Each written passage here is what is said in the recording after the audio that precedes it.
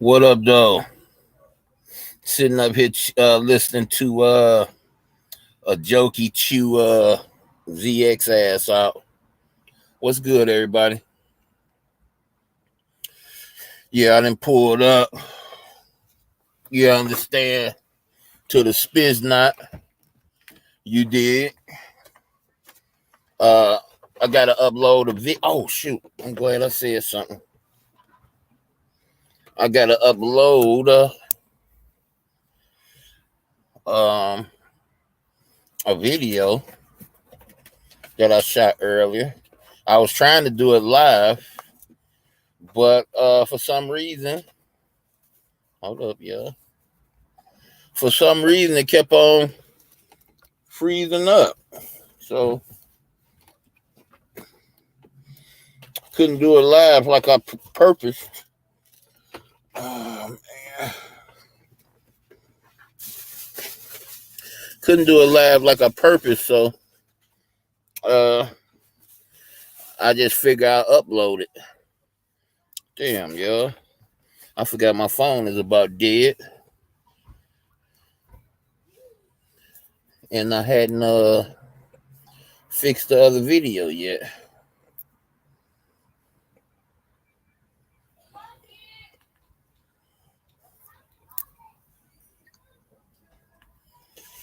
Yeah, so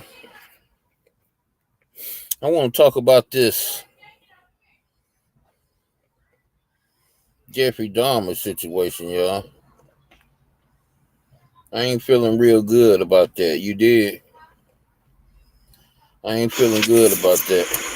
Hell, I'm trying to share these visuals and doing it live, but keep on clocking out. So I'm gonna just upload this later, But I just got finished hollering at CC and Queen about the situation she going through. Hopefully she get all that backed up, stuff about it. Yeah, yeah. Just got to do a little uploading. Shoot, I'm gonna put this to the side though. I ain't gonna use up my battery until I find my charger. But yeah, I'm looking at the Jeffrey Dahmer story, and I never imagined, you know, that I was right 150% after weighing everything up. And it was kind of crazy to me because I'm looking at this and people that my core people know that I always say stuff like when they tell you based on a true story, automatically know they're lying, automatically know it's not true. Well, when I seen this stuff earlier today, nothing resonated more. It was like, why are you surprised, man? You already talked about this. You already know about this. It should be no surprise involved. My medicine is on the way here, y'all. I'm in front of the house. I try not to ride with the medicine in the car with me. What my booty doing? Oh, looking at her stuff. Thank you. Get my medicine in me. Let's get one good one. Okay. Yeah, if I tighten you up, make sure you got something right to go to sleep off of. You hear me? Yeah. Hold up, let me press pause because he's about to say something.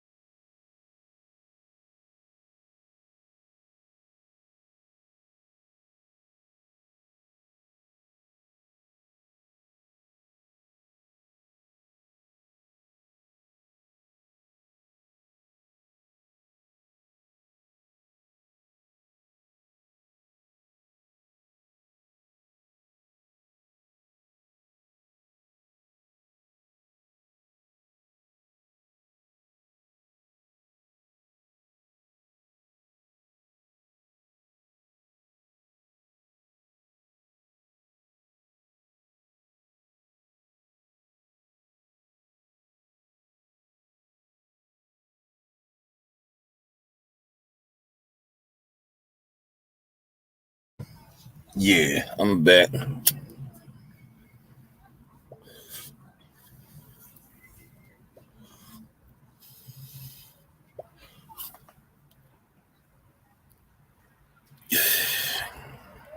Get a little bit of medicine in me right quick. You did. But yeah, hanging out with hanging out with Queen and CC earlier. You know, I might be looking at I might be guilty of talking to the next one of the next millionaire. And if y'all don't know who Queen is the one I was talking stuff about that ride with Slapper. Uh, y'all should know that I have nothing against the Queen. I truly understand her fight and her stance, and I'm in more admiration than I am disappointment. Uh, loyal is loyal. Who am I to dictate in which way you are loyal to somebody? Nobody. So salute to the Queen, and she do need help making sure she got enough resources to go to war, because that's indeed what we dealing with here, a war type situation. So when y'all see her cash app, I don't really care about you hitting mine, but make sure y'all hit the Queen. Where you about to go? Oh, she out here already? Oh, okay. About to say I'm slipping. But other than that, y'all, what's good? What's going on this evening? I just want to exploit the part where we just keep on eating this stuff up. And I never knew that the story in itself was as obvious as it is, and it's extremely obvious. It's so obvious. It's bad. You know, that's what I like to entail. It's so obvious. It's bad, bad. And for us to be eating that up and regurgitating that over years, we ought to be ashamed of ourselves. Truly, truly ought to be ashamed of ourselves. I want to talk about a few things. We've been talking about. I want to talk about a few things. Um, I want to talk about these sports, and I know people gonna be sort of kind of pissed because direct connection, of course, of what season we in. We're in a sports season, and I like the way he started off this video. You underdid. I like to put up my banner. You know what I'm talking about, because just in case YouTube want to act funny and feel some type of way about me throwing stones at the power structure, I was given permission, our people at YouTube, to play this video and give commentary on it. You understand? So, that's what it's gonna be. But yeah, I want to do this while I got time. Do got a lot of time, a little time on my hand right now because I'm not as busy uh working like I've been the last couple months, I should say. Okay, let me do that. Okay, I'm gonna put that right there, and let me put that right there like that. You know, or should I do it like this? It's still the same thing. I like to make sure my sound is straight. I like to see that bubble, around the avatar light up a little bit. But yeah, y'all, I want to talk about a few things this evening, if y'all don't mind. If football ain't gonna hold y'all up, I like to rap a taste or two. You know, let's get at it.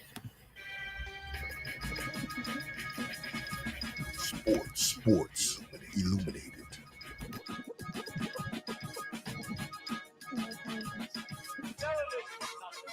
Featuring Days of Noah and UNPLUGEM, makers of fire content.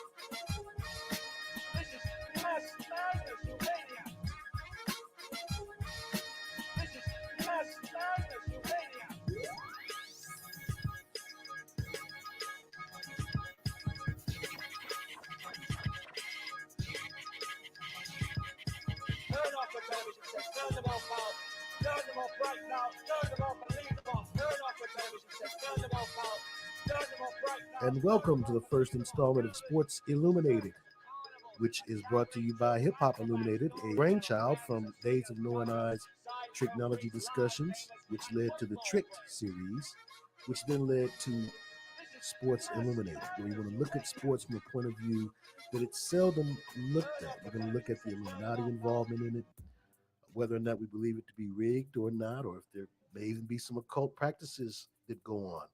I know some folks have heard about Tom Brady's admission that his wife did spells and rituals to help him be such a successful QB. But we're going to look at a couple of guys who are really drilling down on this the way that it should be done. No need for me to reinvent the wheel. So here's a couple of videos, first from Brian Toohey and then from Lobo. Brian Toohey, the first video is called The Proof. 5 Facts Prove the NFL, NBA, MLB, NHL, and other sports fix and manipulate their games. And then we're going to look at his part 2 of that, woven in between a couple of videos from Lobo about magnetic ball usage. And finally, at the bottom of that rabbit hole, we're going to find a clip that you may know from someone who posted it about 7 years ago. If you didn't know before, there is a Sports Illuminati rabbit hole. And whether you're a sports fan or not, you're going to be interested. You're going to hear some things you've never heard before. So please sit back and enjoy. Lobo will be our guest this Sunday. Peace. Listen to me. Television is not the truth. Television is a amusement park. Television is a circus, a carnival, a traveling troupe of acrobats, storytellers, dancers, singers, jugglers, sideshow freaks, lion tamers, and football players. We're in the boredom-killing business. You know, first of all, let me say this. We, some of these folks, I understand the money involved, but they need to grow the hell up. Sports is theater. Hello, I'm author Brian Toohey. Since 2010, I've written 4 books about sports and corruption. The Fix is In, Larceny Games, A Season in the Abyss, and The Fix is Still In. I've also written for the likes of Sports Illustrated, Sports Unearthed, and Vice Sports. And somehow I can be called a scholarly authority as I've been cited before the United States Supreme Court. But mainly what I do is talk about game fixing in sports. I approach this from 2 different angles. The first is from the sports gambling aspect of things. The college kids are fixing games right now. Again, you don't want to put a blanket over everybody, but is it going on now? Absolutely. What about pro players? They don't need the money as badly. Not anymore. Back in my day, yes. We put a lot of guys in trouble because if they lost 50, 100, I used to tell a guy when I had a bookmaker coming to me and we had the Jets, Yang, they were gambling. And he said, Mike, the guy's in for me for 50,000. Should I cut him off? I said, why would you cut him off? You're writing an entry on a piece of paper. Let him get into you for 250,000 because he will. Usually athletes don't gamble. They're not smart gamblers. I just let him get into you deep and then bring him to me. Because I tell him straight out, look, you owe a gambling debt, whether it be here or in Vegas, you're going to pay. You can't walk away from your debt. So let's figure it out. How are you going to do it? So if you don't bring me the money by Monday, I'll give you another way out. You guys are favored to win by 14, by 10, by 7. You're a quarterback. First time you get the ball, you put it in the other receiver's hands. You're a running back. First time you get the ball, you put it on the ground. Drop it. Let me worry about the rest. In short, you might have been a Yankee fan, and I'm not saying it was the Yankees. You really didn't give a damn about these guys. No. When it comes to that, it was business. Despite the denials of the NFL, NBA, Major League Baseball, and others, who in the past actually hired Mr. Francesi to talk to their athletes about the dangers of sports, gambling, and game fixing, most everyone can agree that this has happened in the past and will likely occur again in the future. I mean, if it's been proven, and it has been, that the world's Let me stop that right quick because I just want to put a pointer in here. Those reasons right there, y'all, what we just heard is the reason why they control the game. This is the reasons why they don't leave it up to chance. Because other outside elements could come in and steer the direction they want it to go. So instead of dealing with something like that, this is what they do. They do it organically, not from foreign substances, not from outside resources. They do it within. And this is one of the main reasons. It's too much power in this world to leave anything up to chance. And to me, I'm just being honest with you, it's a legitimate reason to validate why they do what they do. It's a legitimate reason. If they don't dictate which way the games go, guess what? There's mobs, there's gangs, there's all type of elements out here to put their hand in the pot and stir it up to which way they want it to go. So to eliminate all that, it's not real competition. It's made to appear to be real competition. And it's made to appear to be real competition because it comes from, the birth of it comes from real competition. And if you're a person like myself that's been out here and played in unorganized and organized sports, certain things don't get past us. Like a guy with 4.1 speed, just allowing the ball to go past his head or go past him when he has the speed to go grab that pass and not just look at it. The best tacklers in the world, and you see a person just skip past them. You see a head fake, just throw them all the way off. Listen, colleges, or should I say these pro teams, don't pick the worst players in the world. They pick the best players in the world, right? At least that's what they tell us. But we go on Madden, and we see players on there that's not even fit to be players. Why is that? But let's get back to the topic, y'all. This reason this man just described what the crime family had instructed the gamblers who play the game to do. This is why Vegas makes sure they dictate the way things go and not some outside source. So let's get back into it. world's most popular sport has seen matches fixed in the world's most watched sporting event, then why is everyone in denial about the possibility of a regular season NBA game being fixed? Especially when one of the league's team owners said this on a national radio show. You know, the Mavs, once we were eliminated from the playoffs, we did everything possible to lose games. Can you say that again, Mr. Billionaire Mark Cuban? You know, the Mavs, once we were eliminated from the playoffs, we did everything possible to lose games. That, ladies and gentlemen, is how an NBA owner fixes a game. That's cheating. Not with a gun, but with a steak dinner. So, in line with such a public pronouncement, what I'm here to discuss is the other type of fixing which occurs in sports today. That is when the leagues themselves manipulate or outright fix their own games for entertainment purposes. Of course, this is considered a conspiracy theory, and I've been dubbed the king of sports conspiracies. But I think if you'll bear with me and watch this video, the evidence I'll present will prove to you that this is the case. Now, I know you don't have a lot of time, and there's a whole bunch of cat videos out there to watch. So go ahead and rev up this presentation to 1.5 times normal speed, and I'll try to make these 5 points as concisely as possible. Here we go. Fact number 1, revenue sharing. All leagues share revenue. As much as the owners like to portray that it's our team versus the entire league, on the money side of things, it's all for one and one for all. The NHL does this, the NBA does this, and heck, even Major League Baseball owners share revenue. It's what keeps many small market teams in business. How each league accomplishes this is a complex mess of dollars and equations, but trust me, they all do it. More than any other league, though, NFL owners share somewhere between 70 and 80% of all revenue the league takes in. The vast majority of this money comes directly from each league's broadcast rights. In other words, TV money, which is why wins and losses are virtually meaningless to each team's bottom line. What matters is star athletes and storylines.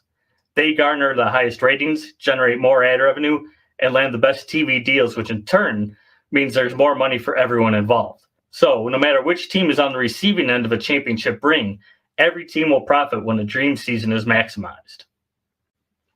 Fact 2. While we casually call them sports, the NFL, NBA, Major League Baseball, NHL, NASCAR, and the rest are all in fact businesses. They don't play the games for free. They play them to make money, and this has been going on since about 1869. The NFL actually argued this very fact before the Supreme Court, with their lawyers stating that the NFL's teams compete as a unit in the entertainment marketplace. The WWE, professional wrestling, which is admittedly scripted sports entertainment, exists in this exact same marketplace as the NFL, NBA, and the rest. They are all just a form of show business, and the athletes are the entertainers. Let me run a scenario past you. A wealthy owner hires a general manager who in turn appoints a staff to oversee an operation which includes trainers, equipment managers, and coaches. Then the general manager seeks out the best employees available, each of whom is a specialized talent capable of doing what few others in the world can do. Once this roster is assembled, the coaches work with them, teach them, train them, and push them to be the very best they can possibly be. The work is choreographed and practiced time and again until it becomes routine, muscle memory even, and can be executed with split-second timing and precision. Then, when the time comes, this troupe is brought out to perform in front of a paying audience who marvel at the athleticism on display. Now, what did I just describe? A circus, a ballet troupe, or an NFL team? Truth be told, there is little difference between the inner workings of each operation. What's different is the perception of the audience. The circus is a performance. Ballet is art. Football is a sport. But in reality, in each case, what is on display is merely entertainment. Don't believe me? Listen to this. Well, we sell fantasy. We don't sell reality. And we have grown men and women, in costumes, playing for millions of dollars, and more importantly, enthralling tens of millions of people. And furthermore, we sell competition. Our teams and our athletes have to be bitter rivals and competitors on the field of play, but they've got to be partners off the field of play. And we need rules. We sell uncertainty of outcome. And so we need rules, both playing rules, and frankly, we need economic rules. But isn't the difference. reality that it's a business when owners want it to be a business? It's a sport when they want it to be a sport. And for a fan, I agree with you, it's a fantasy. Fact 3. The ticket you purchase to a sporting event is actually just a license to see the listed event. In other words, if you buy a ticket to a Major League Baseball game, the league and the team's only obligation is to play a baseball game. It doesn't mean the league's rules have to be followed, or that certain athletes need to appear or perform, or that the game played even needs to be legitimate. They just need to show up and put on an exhibition of baseball rather than, say, a volleyball game, and Major League Baseball has fulfilled its duty to the ticket purchaser. Don't believe me? This has been proven in court with the Spygate lawsuit. In that case, a New York Jets fan sued the New England Patriots for illegally, by the NFL's rules, videotaping their opponent's coaching signals. The lawsuit asked for the Jets ticket holders' money back from the past 10 years' worth of games, the duration of the Patriots' cheating via this videotaping scheme. The Third Circuit Court of Appeals' main conclusion in this case was the following.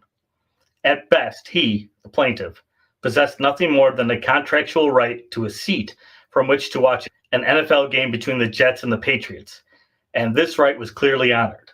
The plaintiff possessed either a license or at best a contractual right to enter Giant Stadium and to have a seat from which to watch a professional football game.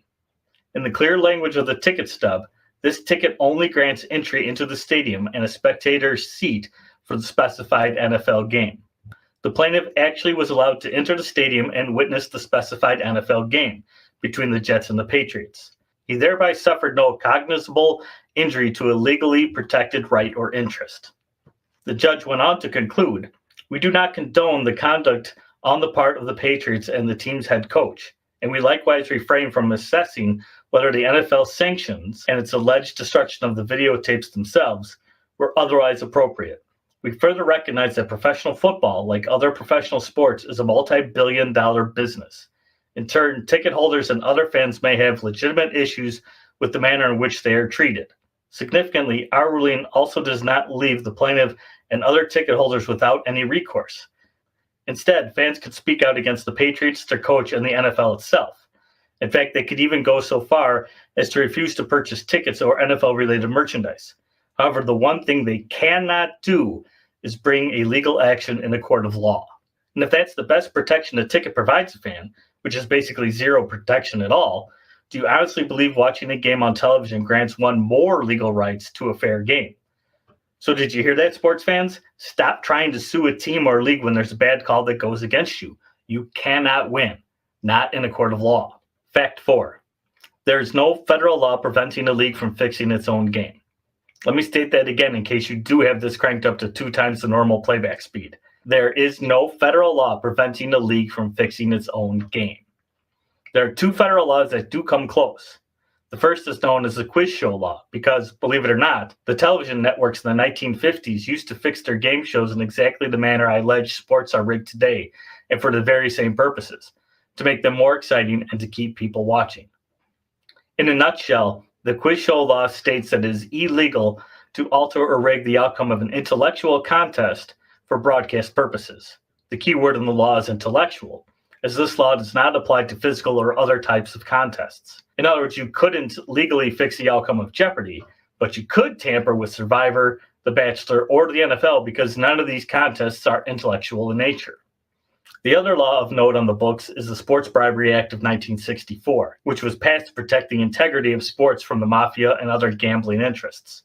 It reads in its entirety, whoever carries into effect, attempts to carry into effect, or conspires with any other person to carry into effect any scheme in commerce to influence in any way by bribery any sporting contest, with knowledge that the purpose of such scheme is to influence by bribery that contest, shall be fined under this title or imprisoned not more than 5 years or both. The key word here being bribery. If a league instructs one of its employees, be it an official, a coach, or an athlete, to influence and or manipulate an outcome in a certain manner, such action does not break this law. Bribery has not occurred. It's a terrific start that led to a 14-point lead at one point, but it's down to 5. What changed those last few minutes for you guys? You want me to be honest with you? Yes. The guys with the whistles. Believe it or not, no one has ever been arrested for violating the Sports Bribery Act in relation to an NFL, NBA, Major League Baseball, or NHL game, and that includes former NBA ref Tim Donaghy. Fact 5. This is the saddest point of all, and one that everyone should now be aware of. It is legal for the media to lie to you. In the era of President Trump, it's become clear that fake news is everywhere. This holds true for sports coverage as well. In fact, what's worse for sports fans is that the major networks, which are owned by gigantic media conglomerates, literally fund professional sports. The NFL, NBA, and the rest could not exist as they do without television's money. In fact, every player's salary is paid for by the television networks. The reason the cap space rises each year is because television is pumping more and more money into sports leagues because it's become the last thing broadcast on television that needs to be consumed live as it happens. Without TV's money, sports as we know it ceases to exist. So ESPN, NBC Sports, TNT Sports, and all the rest won't negatively cover sports or do deep investigations into corruption in sports because they fund sports. It's their biggest form of entertainment. It's their most watched programs. It's all just show business. These 5 facts are undeniable. And being true, with nothing preventing the league from manipulating or fixing one of its own games, wouldn't it be the best business decision to do so? To give the fans exactly the type of drama they crave? The clear answer is yes. So you can debate which players, referees, teams, and games have been influenced, but it doesn't really matter. Because if just one game, just one, was intentionally manipulated by a league, then every game that league presents becomes suspect. The league's integrity vanishes. And without that, what's left? What is there to sell you besides their integrity? Remember what's going on. More and more throughout this country, gambling is being legalized. Yes. So you have a lot of people betting a lot of money on these games, and they see these referees, they all have, just like I have right now, they have an earpiece in. You're right. So they're starting to say, again, conspiracy theories are flying. Right. This cloud of doubt is growing over the NFL. Are these games predetermined? Or they Right. did they want the Rams to go? If the people ever think the outcome is already predetermined, it's over. football is done. And again, what did the owner of the New Orleans Saints say? Right. Gail Benson. What did she write in her response? She used the word integrity. She said this is called into question the integrity of the National Football League. Well, that's a strong word to use, because after a while, once you lose your integrity, Skip, you're done. I think this.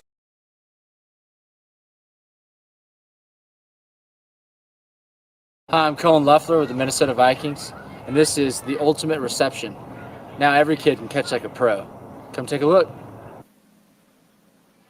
Ultimate Reception is the most innovative youth sports entertainment product in years. Players using an Ultimate Reception football and gloves are so effective they are not allowed in any high school or NCAA football game.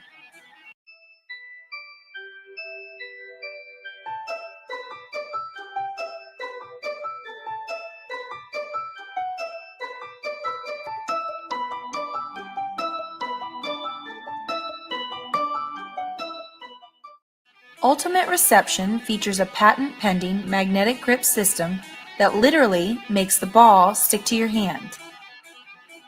And with the smallest, strongest magnets in the world on your side, it usually only takes one hand.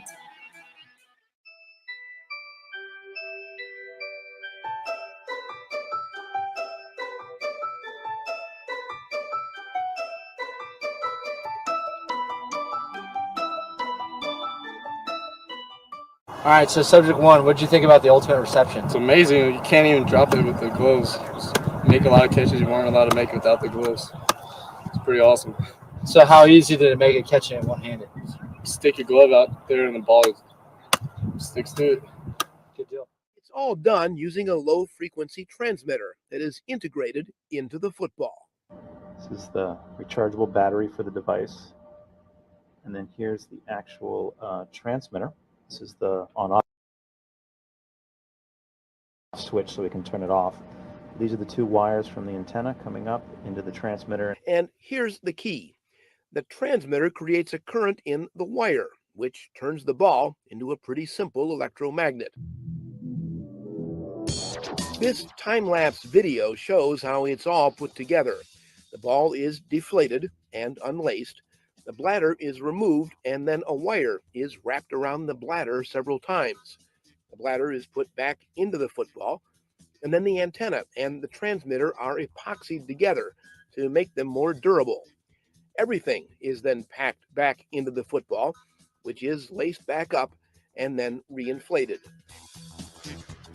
The weight is within the standard deviation of accepted. I asked y'all, how old is this technology? Is carefully balanced.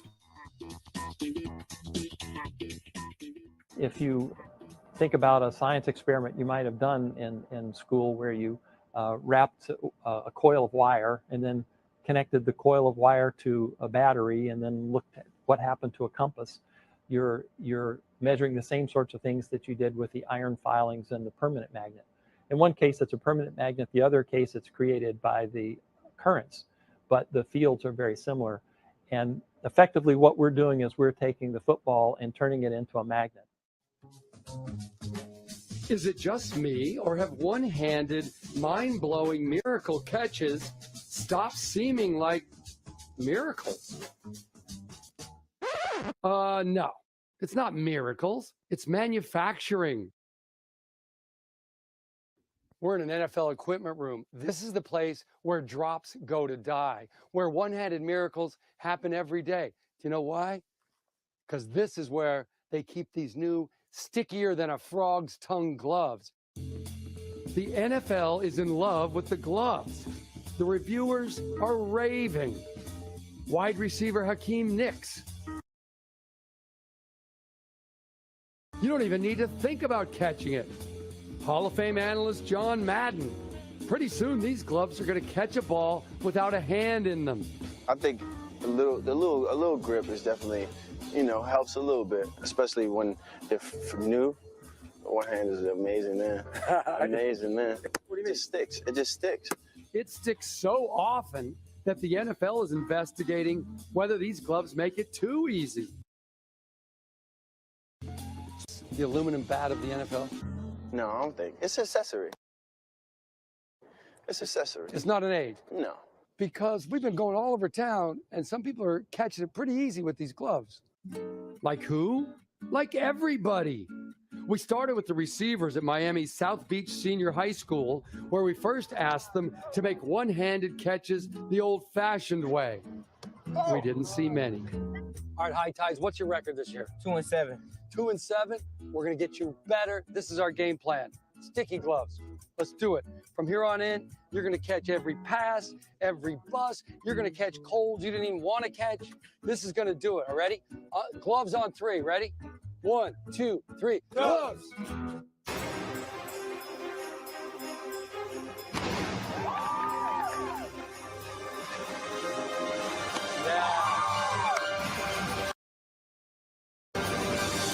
Look at him, 6 in a row. And if you think gloves help on the football field, you ought to see what they do off it.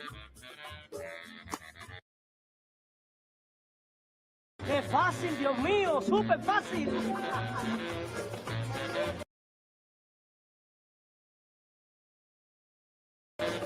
Score! Score!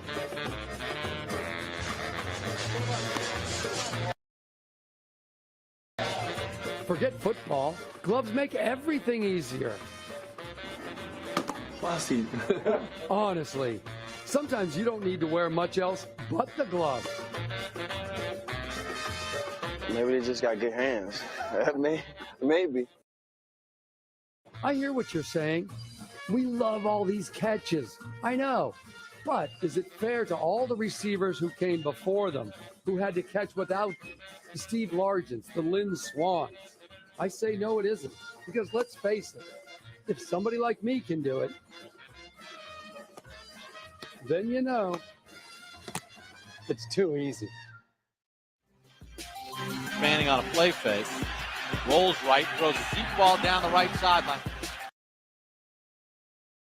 Odell Beckham Jr. made the catch with one hand for the touchdown. Wow, what a catch by the rookie. Ridiculous. Oh my goodness. This is sick. Put this to music.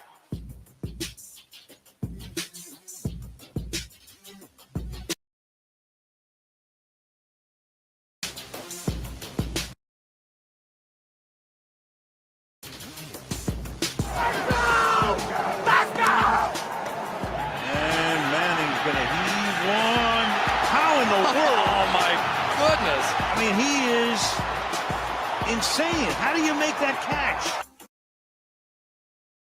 He catches his ball with 3 fingers. His thumb, the other 2 fingers never touch the ball.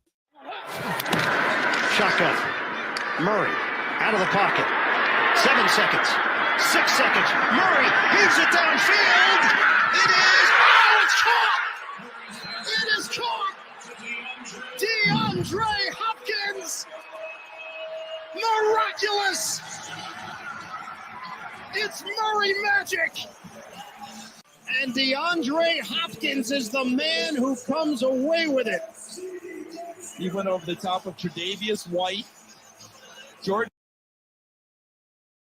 Poyer came in late. He's got Micah Hyde on his back and catches it and possesses it all the way through. Look at those hands.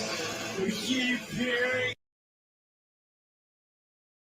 about those 6X gloves that he wears for his large hands. How about how large and strong those hands are?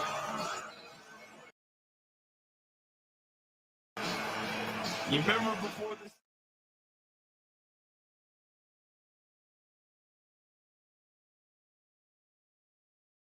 But this is another form of bread and circus, or the idea of bread and circus. Give the people something to distract them so they don't worry about what we're doing behind closed doors, so they don't get involved in politics, so they don't actively try to work towards changing things. Get them preoccupied, distracted with pie in the sky, literally moon in the sky. So it was a phrase used by a Roman writer, the bread and circus idea. And the Roman writer, the phrase is attributed to Juvenal. Shh, be quiet. No, not that Juvenal. But the poet, the Roman poet, active in the late first and early second century CE, Juvenal. This was a phrase, bread and circus, that was used to deplore the declining heroism of Romans after the Roman Republic ceased to exist and the Roman Empire began. He says, two things only the people anxiously desire: bread and circuses. The government kept the Roman populace happy by distributing free food and staging huge spectacles. And that's what the Super Bowl or the Super Bowl is, a huge spectacle. Not with free food, but you can go somewhere and eat more lavishly than you would on another day. Folks who wouldn't give a cripple crab a crutch would be very inviting for you to come by and eat Doritos and rich blood pressure raising sauces with them. Okay. Juvenal, again, he didn't make 400 degrees, but he was an important guy to ancient Rome. Juvenal was considered to be the most powerful of all Roman satiric poets, and that's who we get the term bread and circus from. Game red, white, and black, which we can say that's incidental, except for Jordan is the GOAT of basketball.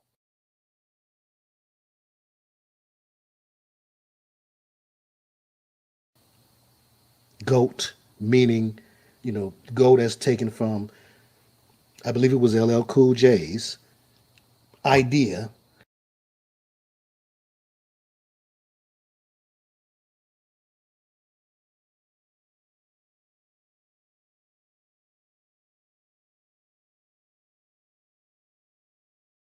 to say that GOAT meant greatest of all time.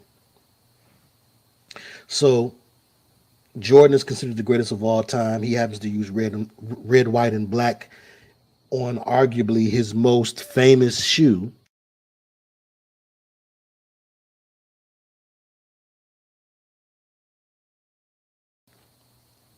At least it was the first one that solidified him as an idol. And then Tom Brady, now with a new team, another team that has similar iconography, similar symbolism, but now with his new team, with the Tampa Bay Buccaneers, their color scheme being red, white, and black, he is now considered the GOAT. At 6 rings, a lot of people were saying he could be the GOAT, he could be the greatest. But after ring number 7, it was complete and solidified that he is considered to be the greatest of all time in football. And he happens to now represent this red, white, and black. What's up with the red, white, and black? I used to think it was a sweet color scheme. Boy, oh boy, when I was about 14. But the skull and bones is also seen on the logo of Tom Brady, the greatest of all times team. So this GOAT, again, the Baphomet being a goat-headed entity, symbolizing duality.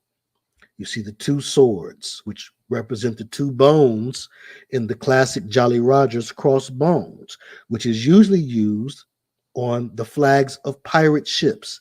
There was a giant ship, or there is a giant ship connected to the stadium where the Super Bowl was played, which is part of the symbolism that's attached to the Tampa Bay Buccaneers.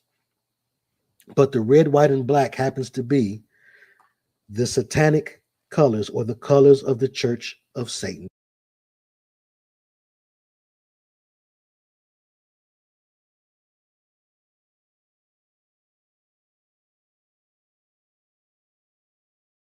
Did you know they had colors like, the American colors are red, white, and blue, right? Different countries have different color schemes, although the most popular color combination is usually, is red, white, and blue. Red, white, and black is not far behind it. Number one would be red, white, and blue. But the red, white, and black is for the satanic flag or the Church of Satan. It's also notable that Florida, which is where you find Tampa Bay, shout out to Sister Cocoa Puffs. And thank you, Sister, again, for turning me on to the Audible Books link. But Florida happened to stand with the Confederacy during the original Civil War, and we know that we have all been kind of bracing for a civil war. The news media programmed us and put in our minds to think towards a civil war, even if it was only a psychological or ideological civil war. Pardon me. We've all been kind of prepped for a new civil war, or we've all been reacquainted with the idea of a civil war 2.0 because of the insurrections that marked 2020. Not just the Roni made 2020 stand out, but also all of the division. Again, 2020, the vision is division. You can check out that video for more on that, also here on this channel. But Florida represented the Confederacy, or they stood with the South. It's the southernmost state that you find on the East Coast. I looked at the etymology of buccaneer, and buccaneer comes from a word that was used to describe a little grill that was commonly used on ships, ocean ships, and guys that would be out at sea for a long time, especially in the Caribbean, would use this little grill, a little bucanari, or whatever the little grill was called. And so the people who would always use this little grill to cook their meat on their ships became known by the name of the little grill. And this is where we get the term buccaneer. But most folks will look at the symbolism. They'll see the Jolly Rogers, the skull and bones, and they would, of course, naturally think, like any logical person would, this has to do with pirates and piratry. So I had to look it up. What is the difference between a buccaneer and a pirate? So according to the Peace Palace Library website, buccaneers are usually distinguished from privateers because buccaneers rarely had valid commissions.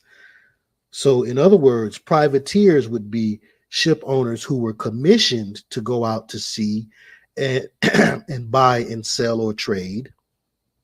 And buccaneers were people who just kind of did that unlicensed. They bootlegged. They did it without being commissioned. They were crooks, in short. But now this would distinguish them from pirates, who weren't only crooks. Pirates were crooks too, but the pirates wasn't about no paperwork. They was just about buffaloing you, bum rushing the show, and getting what they wanted to get from you, looting the booty, and then they go. And that is where the original term for booty as being something desired by men came from. And these were men that spent a long time at sea with one another too. But anyhow, I digress. But anyway, so a buccaneer is just a pirate with some paperwork, or rather, a buccaneer is a pirate, rather, not necessarily with paperwork, but a buccaneer is not the pirate that's going to just buffalo you and take your stuff. The buccaneer is doing business, but he's not commissioned to do it. Overstood? Okay, let's move on. Check. So what I began to think about then is, oh, wow, the skull and crossbones symbol and how it relates to the brotherhood. Most notably, the Skull and Bones group. You may have seen the movie The Skulls with Paul Walker, who was most famously known for being in the Fast and Furious.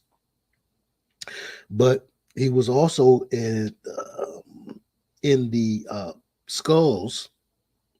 He was a key character in that depiction of the Skull and Bones, which is a notorious brotherhood from out of Yale University.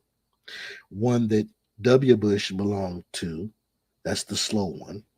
That's the one that said, there's an old expression. It's in Texas. I believe it's in Texas and in other places too. But there's an old expression that says, fool me once. There's an old saying in Tennessee, I know it's in Texas, probably in Tennessee, that says, fool me once, shame on you. If fool me, we can't get fooled again. You can't fool me again. Okay, that one. The W, George W. Bush, his daddy, George Herbert Walker Sr., Poppy Bush, as he was called so affectionately by the Bin Laden family. Oh, such friendship. And by their father, Prescott Bush. They were all members of the Skull and Bones, and so was John Kerry, who happened to be the person running against W. Bush.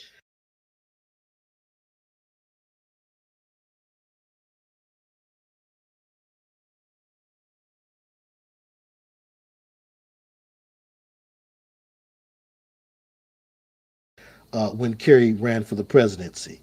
So you had a Skull and Bones member set to win no matter who won that presidential race. Again, showing you that these competitions, whether they be political competitions like Slow Joe versus the Don Dada, or whether they be sports competitions, when there's millions of dollars and lots of power to be had by whoever wins, you are foolish if you really think with your 5 1/2 ounces of brain that they would allow those things to be decided by chance. Or like Bobby the Brain Heenan would say, to be decided by some ham and eggers like us. Or to be decided by 22 meatheads on AstroTurf.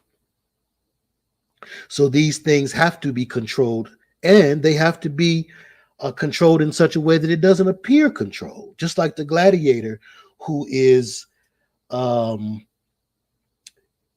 given fixed gladiator matches because the people, for whatever reason, side with this particular gladiator.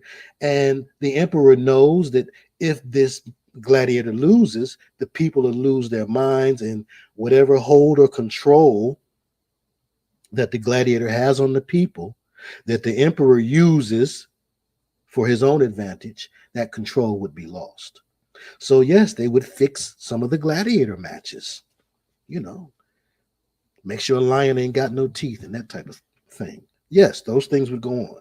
So it's still to this day, it goes on. That doesn't mean that lion is not going to get some good licks off on that gladiator, because a lion paw slap, even if he's been declawed, is nothing nice. I'm sure. I don't know. I haven't been in the lion's den, but it's probably not something you want to feel upside your head. But my point is, these things are fixed. They're fixed. And like the movie Blue Chips, with Shaquille O'Neal when he was a younger man, showed you,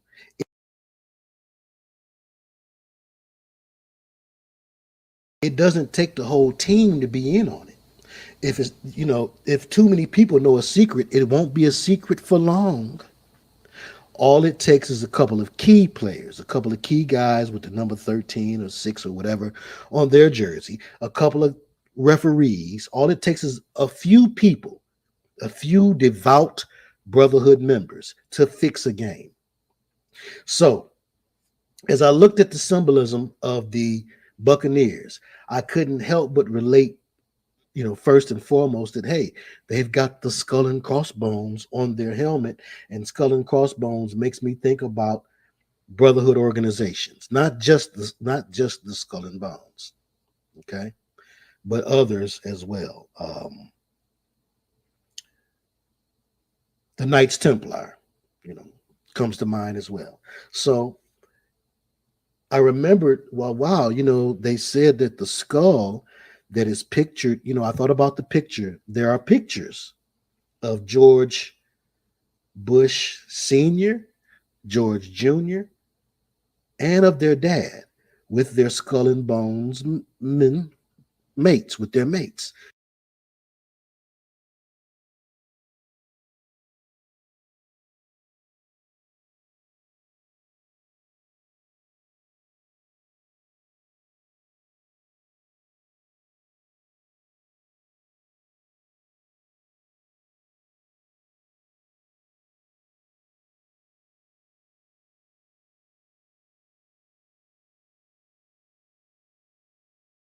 There are pictures of them. And seated between them, as you'll see in one of the pictures coming up, there is a pedestal with a skull on it. And the lore was that this skull was the Native American chief's skull, who we call Geronimo.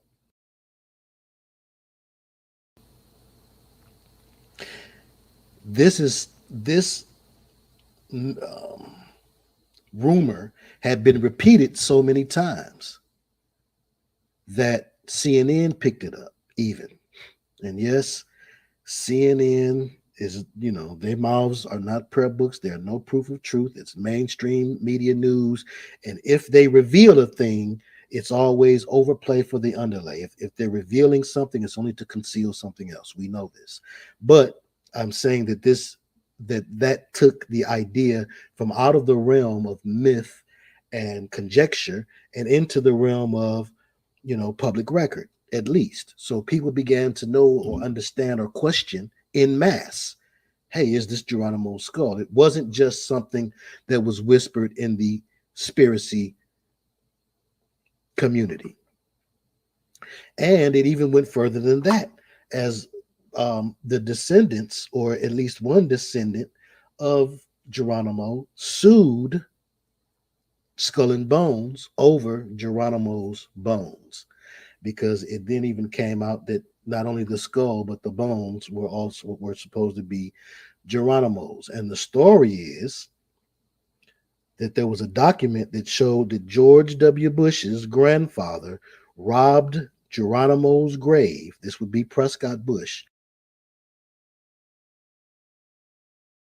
Robbed Geronimo's grave, and that members of the secret society, the Skull and Bones, allegedly stole valuable things and put them in a tomb.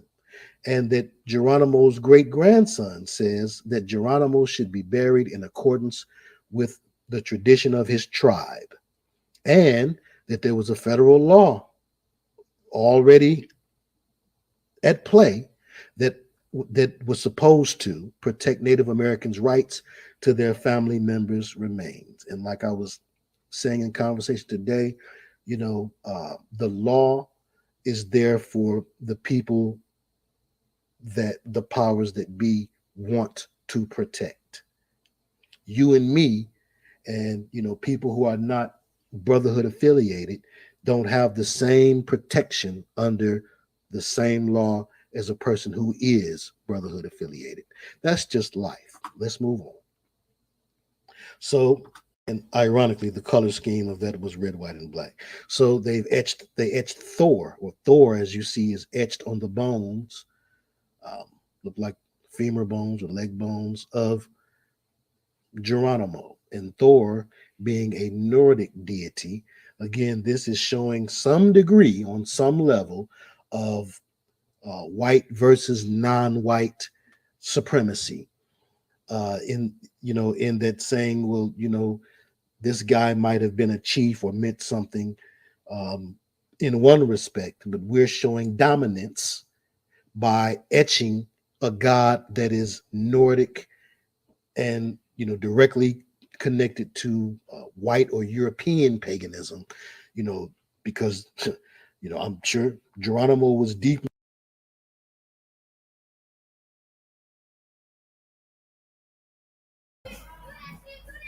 Yeah, we're gonna freeze it right there for a hot minute. Get us a little intermission, talk about some things right quick. You did. So when you start to narrow everything down, when it comes to this business, it's not as far-fetched as one thing. And it's way more possible than impossible. Right? At one time, I used to think that everybody wasn't involved, and then I got to a certain point where I said everyone was involved. But now I'm leaning more towards the brother's analysis, and it was before he said it, but he brought it out, so I'm gonna add on to it. Let me do this right quick. A lot of noise outside right now.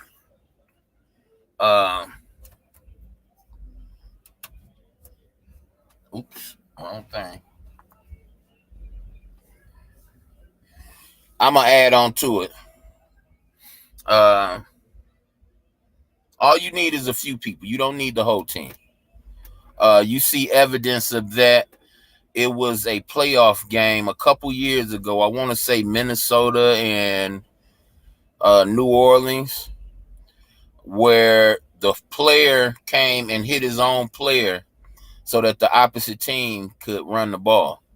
So basically, the player or the defenseman probably had orders, and he didn't follow the orders. He followed his instinct, and that showed me that he didn't know what was going on. He was one of the players that didn't know what was going on. So before that happened, I was thinking as well, everybody had something to do with it, but they clearly showed a player hit his own player, and no one questioned, and no one even said too much about it. Y'all go back and look at that playoff game. I think it was Minnesota and I think it was New Orleans.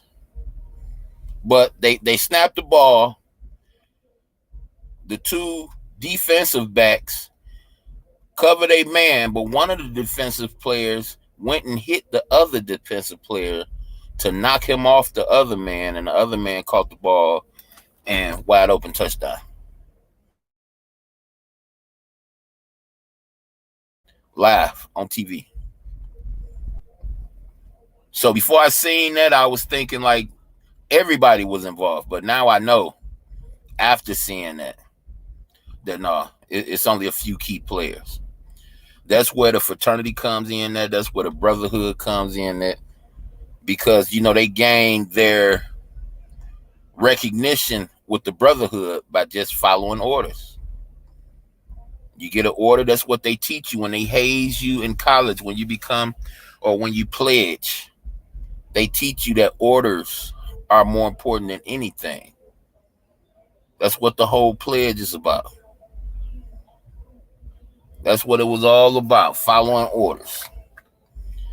You follow orders, no matter how egregious they are, you move up. You might will catch a case in some instances. But you got to understand, they own the police. They own this. Oh, ain't nothing, sis. Good to see you. I'm glad to see you. I'm glad to hear from you, sis. Always. We usually see each other every day. Now, I see you every blue moon, but I take what I can get. I take what I can get. Long as I know you safe and you still here with me, I'm good. I take that. And you be strong. You always in my prayers. You made an impact in my life. So the little time I know you, so always know I got you on that tip. But yeah, y'all, it like makes too much sense. It don't make sense for them not to I hate to use the terms. I want to use the term script. I don't want to say fixed. It makes way more sense for them to do it than not to do it. You look at all the symbolism, y'all. You look at all the bells and whistles that surround it, and you got to come to that same conclusion. Look at what these people is about. Whether they're telling the truth or not, look at what they're about. They got dead man's bone. The people that rule over us does rituals, take pictures with actual dead people's bones. And you give your energy to this. We've been giving our energy to this for a long time. And the main people talking about, oh, this person racist or this person profiling. Hey, you're feeding the system that institutes all this. Period. You're feeding, you're nurturing it. So how can you complain about trash being on the floor and you're either adding trash to it or not picking the trash up? I find that to be very offensive.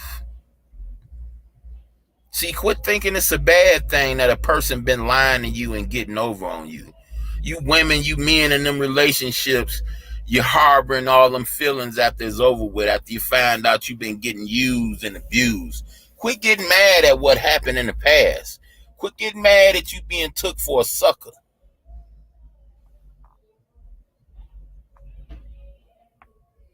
Oh my God. Somebody just pulled their car on. This don't make no sense, man. I swear. Y'all probably hear me beat somebody up tonight if this car get anywhere near close to my car.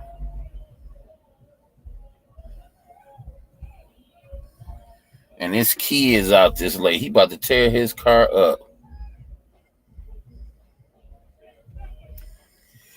If it ain't one thing, it's another, y'all. But I asked the question, how can you complain about these things and you add on to them? What up, though, Classic? So we got these people that rule over us. See, the people, our presidents have been a part of this group right here. Taking picture, bromancing over dead man's bones. And if you believe the story that Native Americans was here first, basically mocking the people they came and stole land. These are the people, these are the cabinets we're trying to be a part of. We're ascribing to their voting system. We're ascribing to their, what you call it? What's this stuff? Politics.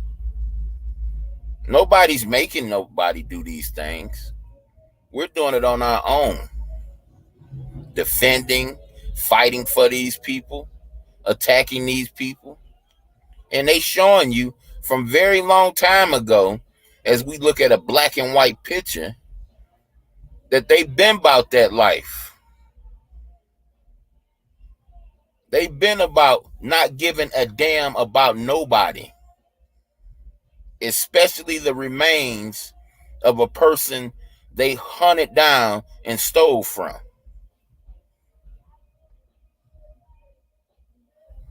When you vote for your president, remember that right there. Remember that. Because all the societies in America, this is where your congressmen come from. This is where your lawmakers come from. This is where your senators come from, your judges. If they're not a part of this club, they're a part of a club just like it. Sworn to secrecy. Sworn to lift each other up. Fuck everybody else. Everybody else does not matter. That's why I keep on telling you, people, quit expecting them to tell you the truth about anything. They don't respect you. They don't like you. You know how we use a dog to protect our house? That's all they do with us. They use us for their labor. That's all. Care nothing about our feelings. They give us the looks like they care about our feelings, but they don't. Look how much they care about your feelings, man. Look how much they care about it. That's a dead man's bones that they're proclaiming. And if they're lying about it, why would you lie like that? Why would you lie about something so disgraceful? You can lie about anything. You gonna lie about something that disgraceful? That disgusting? And if they're telling the truth, behold, Scripture told us long time ago, before King Curl even was thought of, that Satan rules the world. That's what the Scriptures say. So it makes certain and perfect sense that people that bromance over dead man's bones. You dig? It makes perfect sense that these will be the people ruling over us if Satan ruled the world, if Satan is the God of this world. Don't that make perfect sense? Don't that align with each other? Did y'all know y'all had Satanists that help run your military? The nigga that was on who was it? Maury? Not Maury.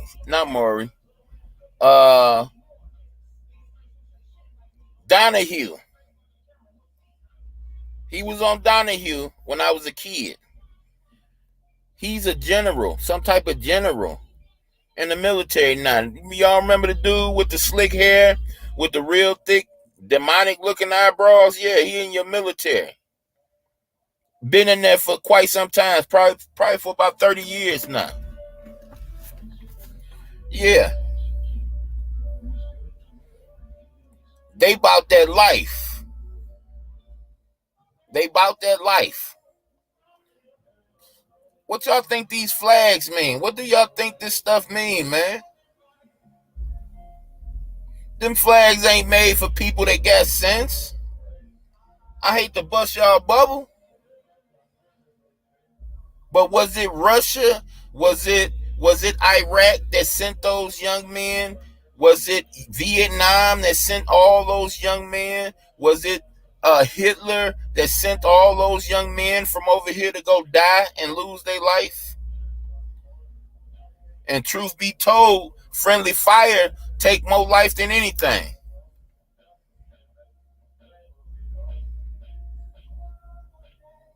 Who sent those young men to go die?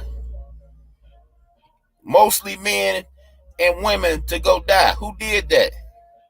And who made sure the minorities, who made sure the poorer people, most of them were put up front? Did Hitler do that? Did Saddam do that?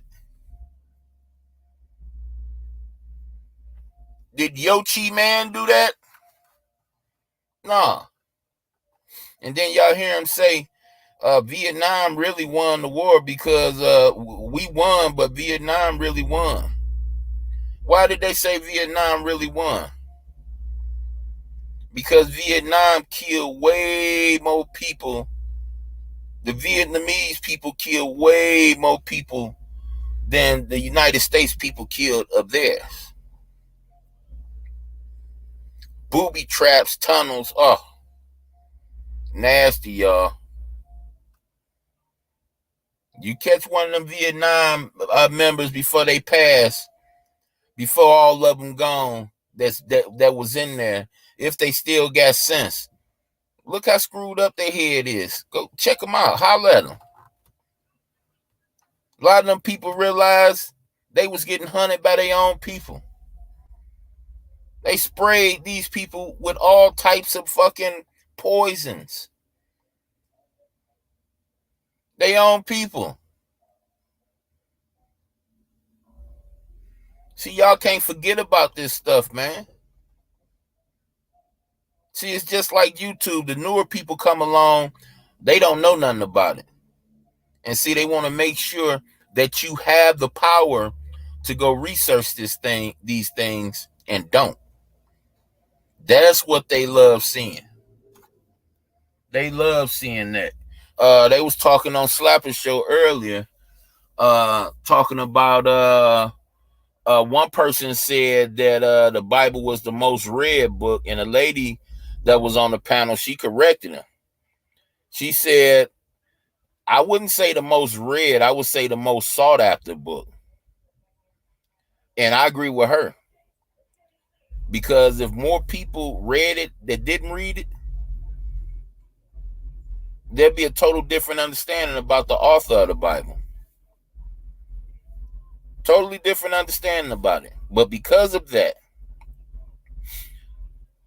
because of it being most people just look at it rather than pick it up and read it, we got this. And it's getting worse every year. Every year we get further from perfection. Every year we get more fragile as a human species because we get further from perfection. Don't get better. One of the brothers asked me, so you saying they had TVs and stuff like that? Let's just say this. There's nothing new up under the sun, right? So whatever they had was way less technical than what it is for us today. Whatever they had. See, after this thing is changed over again, the next regime is going to come in and pretend like it made everything. This stuff been happening since the beginning of time. They going to come in and pretend they made the first planes, that they invented the first electricity. That's what it's all about. The king gets to dictate who believes what and what, when, and how. See, God is going to allow them the power or allow them to get rid of the Bible. That's what's next. In some lands, it's already happening. But the whole world.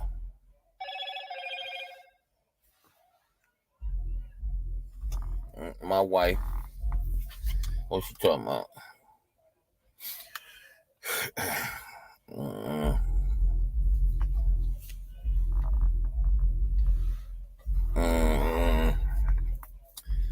I'm acting like I don't see it. For a minute anyway.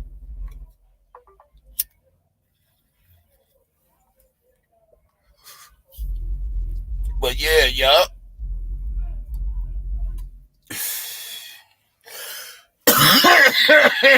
Y'all think that video?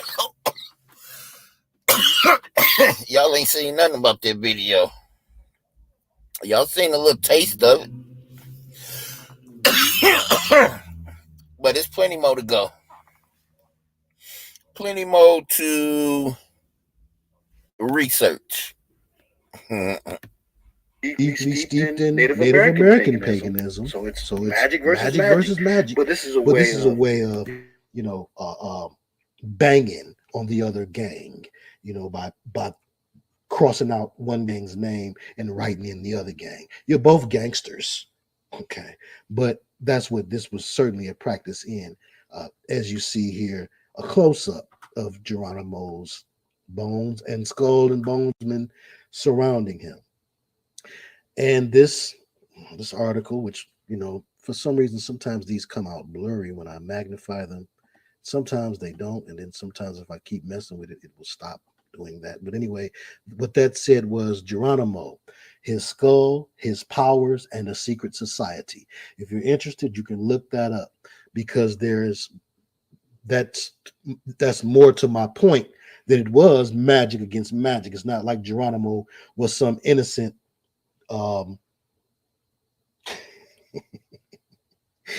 was some innocent sweetheart of a guy. Okay, he was dealing with the magic of his ancestry. And Win Worley, as we've all studied here, has talked about how from culture to culture, no matter what culture you go into, you'll find different devils assigned to different cultures. And those people from that culture may look at that devil as being some beneficial entity or deity or god. And here is the tomb of Geronimo, shaped in a pyramid with a ceremonial Native American eagle on top of it, just to show and prove. Okay, so he was a brotherhood member on his side. So you have brotherhood versus brotherhood in just about every sporting event. There's a star on each team. So, the bench players don't have to know about the fix in the game, because somebody's got to be out there on the field playing their hardest, or else even the most game goofy minded fan would start to see something is amiss here. These guys, they're not even trying now. They're not even playing hard anymore. Okay. But if everybody's not in on the fix, then most of the guys are going to be trying hard and playing hard. And so the uninitiated that's watching the game, can get enthralled in the game and really, have a vested interest in who wins, because it looks like to them, to the untrained eye, that everybody's playing their hardest. Again, all it takes is a couple of guys, usually the stars, to be in on it. That's one of the things that gets them the big bucks. That's where they become stars. And oftentimes, too, again, these stars being brotherhood members, they are equated with the magic. You've seen Steph Curry do some magical things.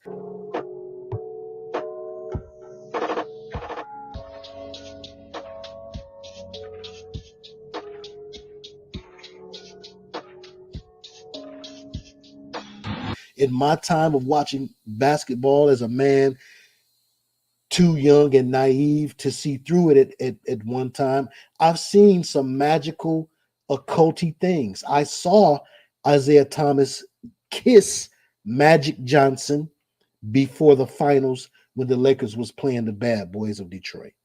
I watched these things. I saw Jordan do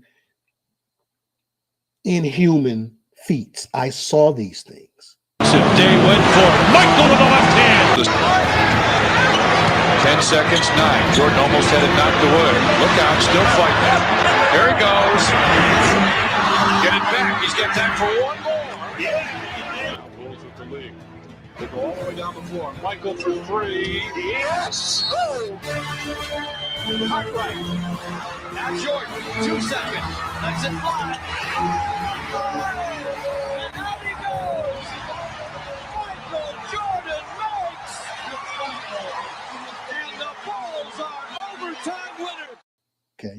So there was magic at play. There was secret society business at play, brotherhood business at play. The old boys network, wink, wink, a man's man, indeed.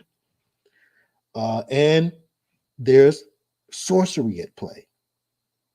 If a musician relies upon or can rely upon a spirit or a devil to inspire them to sing better, like Beyonce said about Sasha Fierce. Sasha Fierce, when does she show up? Usually when I hear the crowd, when I put on my stilettos, when like the moment right before when you're nervous and that other thing kind of takes over for you. Or to play the guitar better, like what likely happened with Jimi Hendrix, as he had made admission that he knew something else was inside of him. And he didn't like to look in mirrors because of that something else being inside of him. Well, he won't, or what he didn't say and didn't get a chance to say by the time of his death at 27, making him a member of the 27 Club.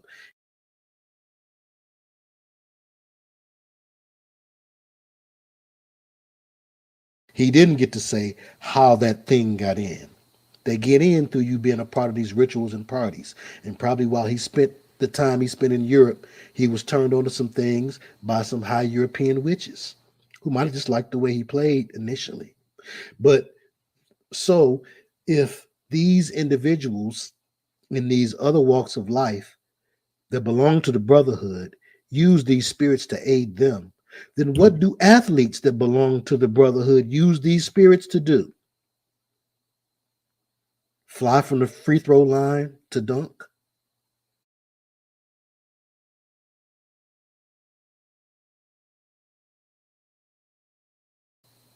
Ladies, that's an inhuman distance for you to jump from the free throw line and dunk the ball. Okay.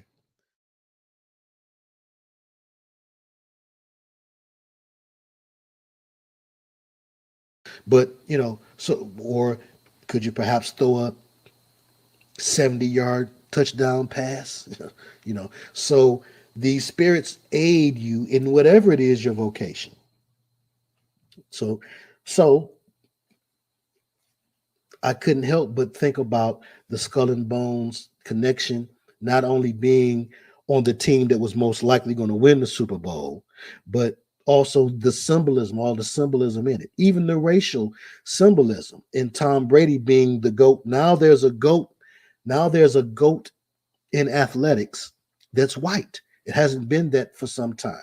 I'm sorry to use the word white tonight. Some people don't never like, they act like, oh, I don't see color. Well, what's wrong with you? You need to have your vision checked.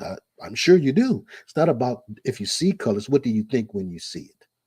Rather than to try to act like you're in denial. So yes, there was a big discussion the next day, from people who felt butthurt, people from the Black community who felt butthurt because Tom Brady was being called the greatest athlete, not the greatest quarterback. And if you know anything about sports, you know he's not a very athletic guy. He's just not. Okay, he can throw a hell of a pass, but athleticism, no, not so much. Mahomes, definitely more athletic and also ethnic, not a quote unquote, not what would be considered as white. So again, you had the dark chiefs, or the representation of the North, or the liberals, versus the conservatives, which was the theme all throughout 2020. Can I get some? Drop the mic? No, not yet. Not yet. This was the theme throughout 2020, and this was the championship for 2020. Now, as the Roman emperor, who you let win is determined by who it is you want to keep engaged. You might be losing one part of the population because their political ideology didn't win, and you represent the other political ideology.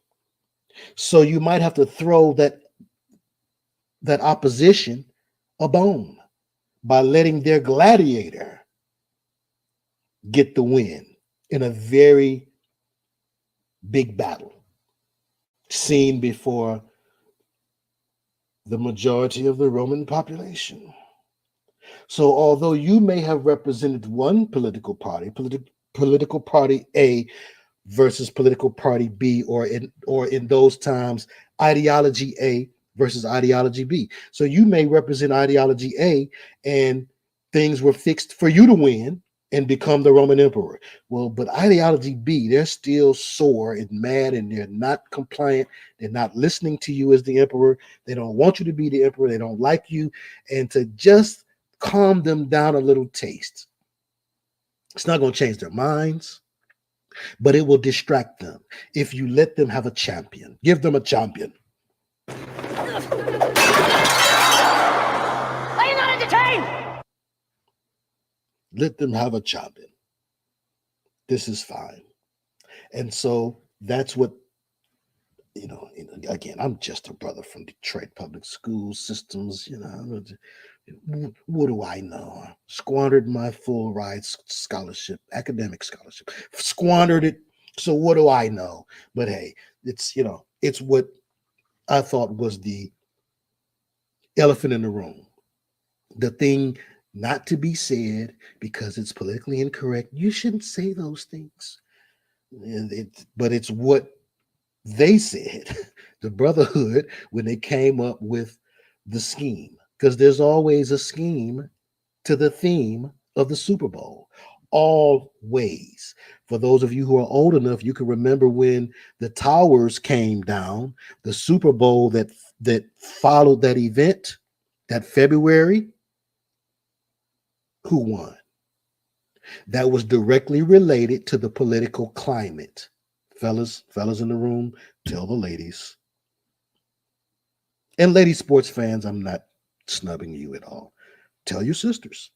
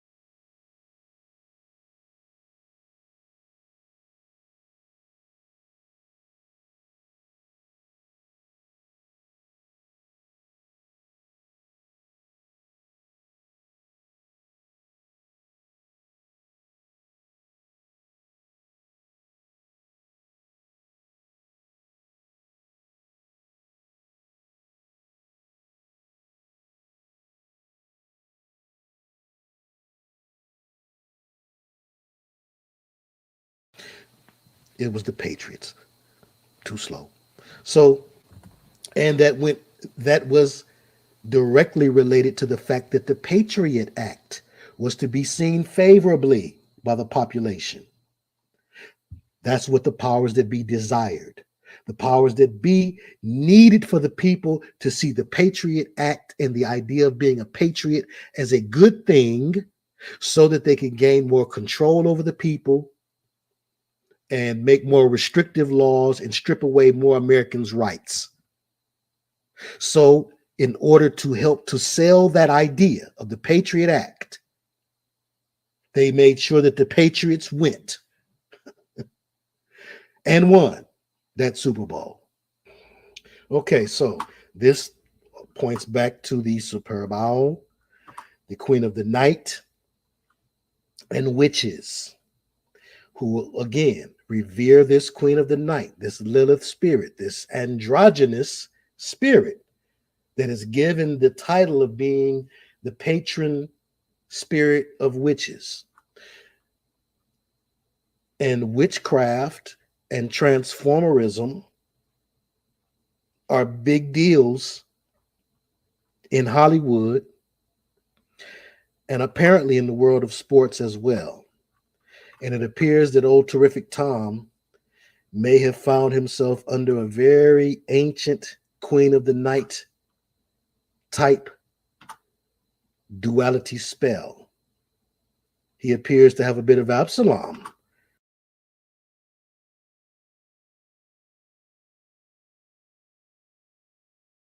Any superstitions going into the game?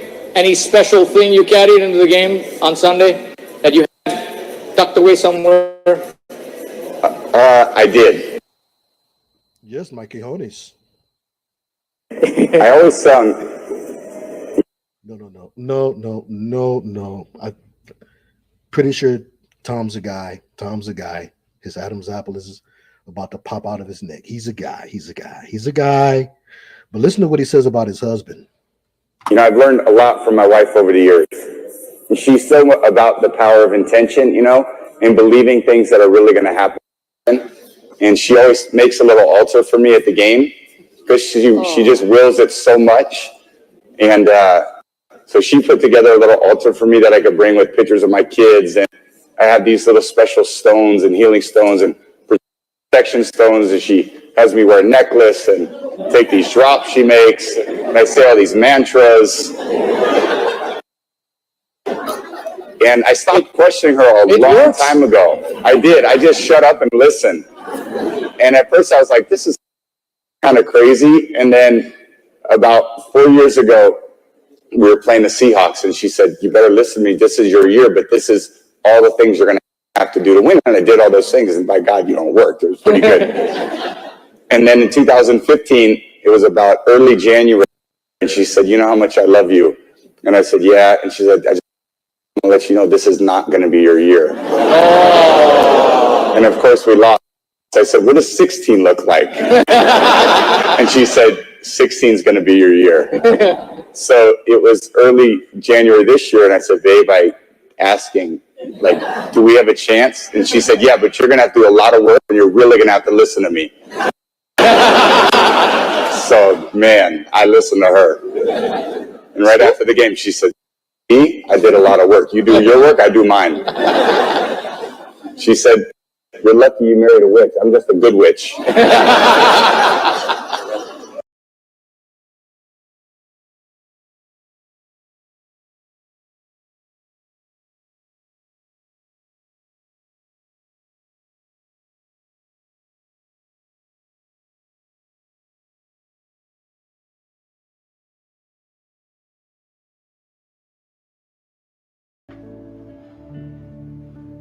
That's football, guys. Hello again. This is Brian Toohey, the author of The Fix is In, The Fix is Still In, and the website thefxisin.net. I've produced a few YouTube videos about my research over the years, and recently many of you have found my video titled The Proof.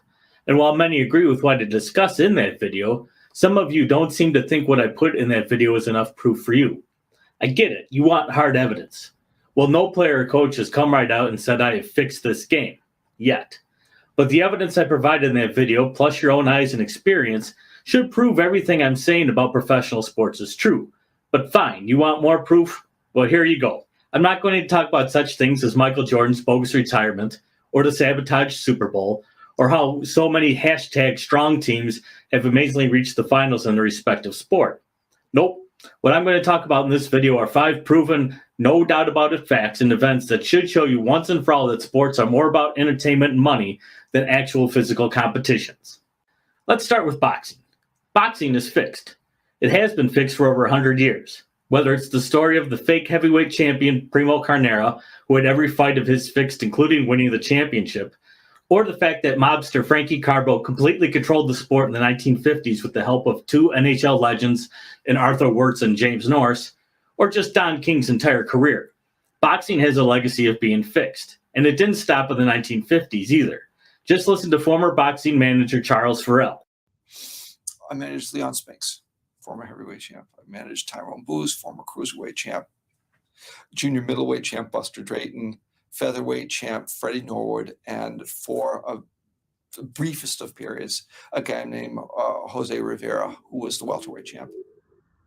You fix fights to make betting money. You fix fights to get a fighter a championship. You fix fights to maneuver a fighter up the ranks toward a championship fight. You fix fights to win in order, again, to position someone strategically. You fix fights to lose in order to get paid and in order to make, betting coups. Can you say how many fights you fixed?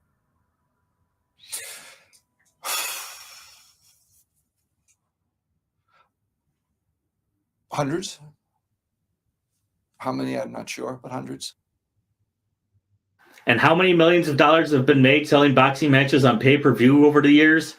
The number is unbelievable. Now, how many of you have heard of collusion in baseball? A lot of people like to say conspiracies don't and can't happen in sports. Well, the most provable one happened in Major League Baseball in the 1980s. All of the owners got together in a room with Commissioner Peter Ueberroth and decided they weren't going to pay for any free agents. They were going to kill the market. It didn't matter if future Hall of Fame players were available in free agency. The owners all agreed not to touch another team's free agents. The league did this for 3 straight seasons. It didn't matter to the owners if they won or lost during this period. They only cared about money. The only problem was that they made it so blatant as to what they were doing, the players figured it out. They sued and won over $250 million in court. But the owners literally conspired against the players. Allegedly, they tried to do this again in the 2000s. And while this isn't game fixing per se, The outcome of the 1985, 86, and 87 seasons were all affected by what the owners decided to do because, once again, wins and losses didn't matter, money did. Speaking of baseball, how legitimate are the balls themselves? When Rob Manfred took over as commissioner, he demanded a more exciting game. And wouldn't you know it, home run numbers dramatically increased across the board in Major League Baseball. Were the players juicing? Well, probably. But what was certainly being juiced were the baseballs themselves. And Major League Baseball admitted they can and will alter their balls. The players noticed. I know Mr. Manfred says the balls haven't changed, but I think there's enough information out there to say that's not true. Altering baseballs to create more home runs, or conversely, to lessen home runs, is altering baseball games. And who's to say when the juiced or unjuiced balls are being used within a game? Again, like collusion, this isn't exactly a fixed game, but it's certainly not a game being played on the level. And how many wins and losses did this baseball manipulation create? How many careers and contracts were affected? Essentially, you have to ask, how legitimate is Major League Baseball? Now, bad calls and human errors are one thing, but when it's being dictated by the league, then it becomes something else. Back in the 1960s, NHL referees admitted the league instructed them to essentially fix games by determining when and where penalties should be assessed. The book Hockey, the story of the world's fastest game, was first published in 1969. In that first edition, and only in the first edition of the book, there's a chapter titled The Troubles of the NHL that is all about the NHL referees manipulating games. The authors wrote, like most big businesses, hockey rarely is fun to the people closely involved with the game. In fact, it is run just like any other business. And just like any other business, it has its seamier side that too often is overlooked by those who are the supposed sentinels and chroniclers of hockey. Then they quoted the refs. For example, former referee Jack Mellenbacher said, anytime you got a bottom team against a top team, you were told to go easy on the bottom team. All the NHL is interested in is 2-1 and 3-2 scores. Close games mean better box office. Another NHL referee, Red Story, wrote an article for a national hockey magazine and declared, the NHL is becoming a circus and the referees are the clowns. His former colleague, Dalton MacArthur, added, all teams were to be treated as equals, but some teams were more equal than others. Red Story also said, when I first entered the league, I was told if there were any breaks going to give them to the home team. When I was told this, I suggested to Mr. Campbell that if the home team won each game, the teams would wind up tied for first place. He said, well, there's nothing wrong with that. What they don't want is weak teams to be hurt too much by penalties. Flash forward to now, and you get referee Tim Peel saying this on a hot mic. 12:42 to go in the second. It wasn't much, but I wanted to get a fucking penalty against Nashville early in. And this isn't just happening in the NHL. Former NBA referee Tim Donaghy claimed the same thing happens in the NBA all the time. Tim Donaghy, nice enough to join us. You know better than anybody that the NBA is the one league where everybody feels there's a conspiracy. Does the NBA encourage referees to keep games close, or in playoff series to push it to 7-6? Absolutely. There's no doubt in anyone's mind that knows the game in the NBA that when a team's up by 20 points, the referees officiate a different way. They start giving all the benefits of the calls to the team that's down in that game. It's called, the way to control the game and keep everybody happy, because if a coach and a player is down by 20 points and you're still making calls against them, they feel like you're embarrassing them and they get upset. So in order to keep the peace, they try to give the benefit of the calls that the team is down in the game by 20 or 25 points. And what happens is it brings it a little bit closer and it brings viewership back. The same thing with the series in the playoffs. Is that an edict from the league? Do you feel that? Is that officials talking to coaches? Is that officials talking to officials? How does that dynamic come about? Each time you referee a game in the playoffs, they have somebody from the league office come in and you go over the game tapes of the previous game. I talk about this in my book at length, where I was in a series in Houston when they were ahead of the Dallas Mavericks. It was 2 or 3 games to 1. And they told us to concentrate on illegal screens on Yao Ming and traveling violations on Yao Ming. And we left that meeting saying, geez, Houston's going to be, at a disadvantage tonight. Not only were they at a disadvantage that night, but they ended up losing the entire series in 7 games to Dallas. So They string these playoff series along to the best of their ability through the referees by telling them and dictating to them what to call. So here are former refs admitting the leagues rig their own games. Is this not proof enough? Well, then let's end with tanking. There's the famous Mark Cuban quote, which, by the way, is the second time he publicly admitted to making the Mavericks tank games. The Mavs, once we were eliminated from the playoffs, we did everything possible to lose games. But we all know game tanking in the NBA is real. How far will Adam go in acknowledging what everybody else is talking about? How far will he admit something's out there? Well, he's already admitted something's out there. What I think where his senses will be heightened, for lack of a better phrase, is if it becomes a bit too obvious and you can't fight off the perceptions. That's something that he can't have. Remember that the Philadelphia 76ers with this famed process, trust the process. It was Adam Silver that ultimately intervened, that had something to do with Jerry Colangelo ultimately landing in Philly, because he had spoken to Sixers ownership from a couple of years back because it was so alarming how they were losing on purpose. It's one thing to be sacrificing games because you're trying to position yourself for a lottery pick, a high lottery pick. That's happened throughout NBA history. You can look as far back to the San Antonio Spurs when it came to a David Robinson, or when it came to a Tim Duncan, Boston with Rick Pitino, and how he was competing with the Spurs to get the #1 overall pick because Larry Bird and McHale and Parrish and those boys were not walking through that door. It's understandable when that happens, even though the commissioner wants to keep an eye on it. It's something entirely different when you're sacrificing seasons, which is what the Philadelphia 76ers did. And because it's working out so well for them, it's like a double-edged sword. The NBA loves what they're seeing from Philadelphia, but the process it took to get there, that is not something that the commissioner would ever endorse. Very ugly. Sports writers even advocated for it. But these are fixed games. In fact, it is the very definition of a fixed game. The GM, or more likely the owner, are instructing their coaches and players to lose on purpose. What more evidence do you need that this can happen? And for fans, despite teams losing on purpose, there's no discounted tickets. There's no refund on season tickets, no nothing. It's just another NBA game, and it's broadcast as such. Oh, and this apparently is going on in the NFL as well. Two former head coaches, Brian Flores and Hugh Jackson, publicly claimed to have been instructed to lose by their respective team owners. They were even offered bonus money for their troubles. But this is the very proof that these leagues can and do fix their own games. I don't know how to make this more obvious to the doubters out there. It is 100% legal for a league to fix its own games. The owners have colluded amongst themselves. They have altered gameplay by altering the rules and equipment. They've instructed officials where and when to call penalties, and they have told their coaches and players to lose on purpose. What more proof do you need? And yes, in the interest of disclosure, basketball is my favorite sport. I like the way they dribble up and down the court.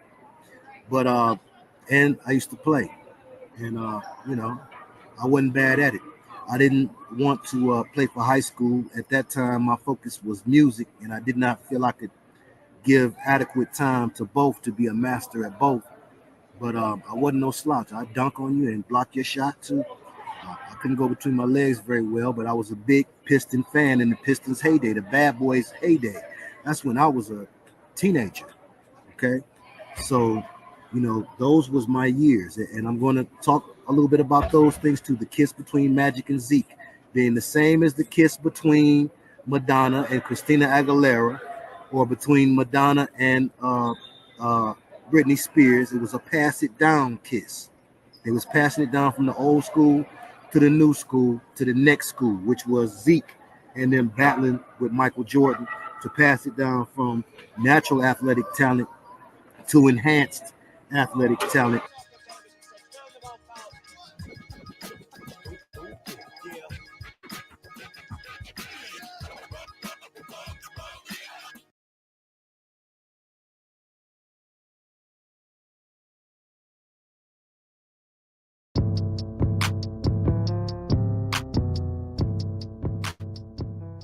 Defended by Simmons. Is this the dagger?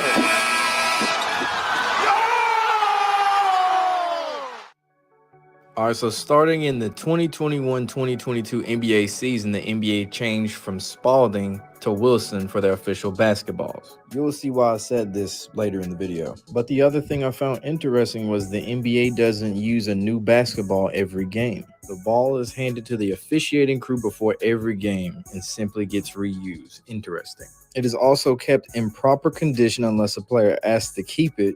And NBA game balls are subject to an extensive review process. Think about it, an extensive review process before they're used in an NBA game. And furthermore, it says after the final buzzer during the season, the 3 balls selected for use in an NBA game will be returned to the equipment store of the home team for general use in practice and drills. Peep that number, 3 different basketballs.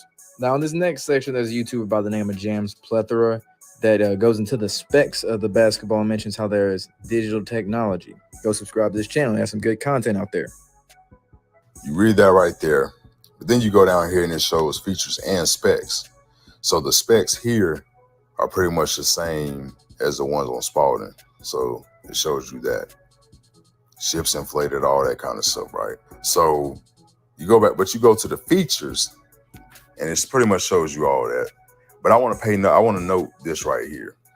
If you look here, it says the NBA Game Ball 1 is the closest to what is used by the pros every season. However, basketball is used for NBA games, may have unique specifications, digital technology, and or stricter quality controls or tolerances. So I want to take notice of digital technology. So a lot of people have questioned as of lately, and I've seen this become a lot more prevalent of a question. Are there magnets inside of the basketballs? Do I think so? Yes, definitely. Because I've seen after that Kawhi shot against the Sixers in 2019, I had no choice but to believe it.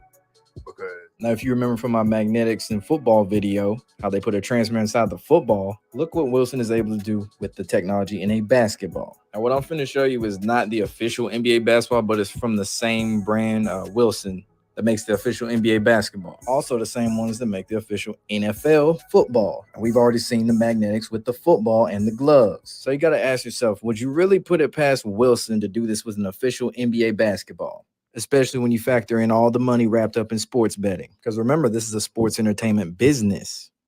We have a basketball. A very smart basketball. It's very Some would smart. say the smartest basketball you've ever seen. Somewhere inside of this ball, it's a Wilson X Smart basketball. It has something in it that talks to your devices that helps you learn how to play basketball. The way that this one works is it gives you 20 seconds on the clock. And so for every 2-point shot you make, you get a certain number of seconds, like 5 seconds added to it. For every 3-pointer you make, you get like 8 or 9 seconds added to it. And so you can just keep playing. Like you could play this all day long, but your clock is going to run out the more shots that you make. Bill thinks that the actual chip is right here in this spot. And it makes sense because on the other side, there's the air side of it, even though it has the Bluetooth logo. But this is where it must be. Okay, we got it. Look at that thing. All right, is this it? You think that's it? Yeah, It has to be. I still don't know much more. When I was throwing this up earlier, the ball, it felt like it was a little bit lopsided. It seems like that's heavy enough to make it wobble. Oh, yes. What's inside of this sensor that's inside of the Wilson X ball? Is? What is it, liquid? Oh, it's a battery. It's having a baby. Whoa! What? I wonder if it moves inside that little capsule. When the ball spins, it can sense the rotation of it. That is interesting. And on this top side, it looks like it's the battery, like right there. Yeah. It's got to have something to get that RFID chip. So does it ever die? Oh, well, I just chopped the battery out of it. That's a pretty heavy-duty battery. I'm going to stop this video right here, and we're going to continue that off. I'm not going to stop the stream, but this computer about to get ready and power down, and we're gonna stop it right on this part right here. Very interesting part. Very interesting part they brought up right there, where the brother was saying it's magnets inside the ball. So let me stop this right here.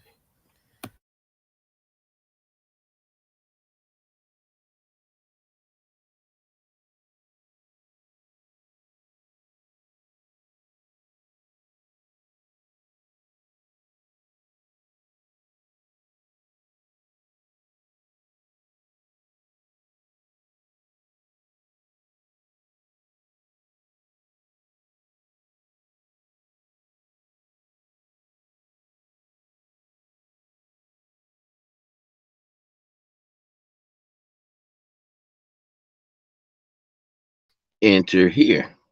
Oops.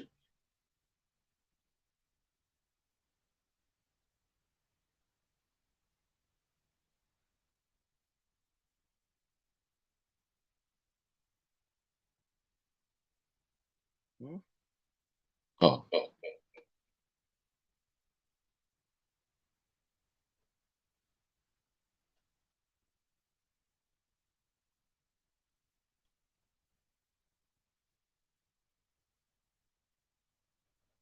okay.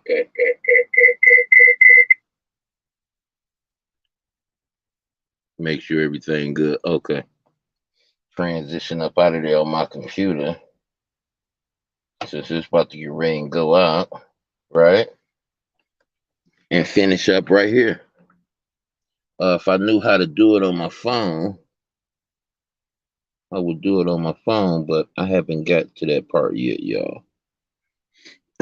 But yeah, I just wanted to present that little bit and remind y'all we ain't even tipped the iceberg yet, on what's right in our face.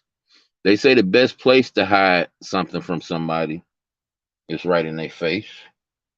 And I'm gonna have to agree with it because most of the truths that I've discovered was staring me in the face the whole time. So I'm gonna have to I'm gonna definitely have to agree with that assessment. It makes perfect sense. They used to say a book is the best place. You know, they used to say a book, but I'm gonna go a little bit further than that and bring out the unadulterated truth. Truth be right in front of our faces most of the time, not partially, not some, most of the time.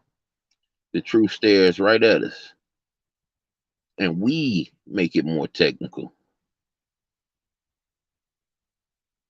We make it more unreachable.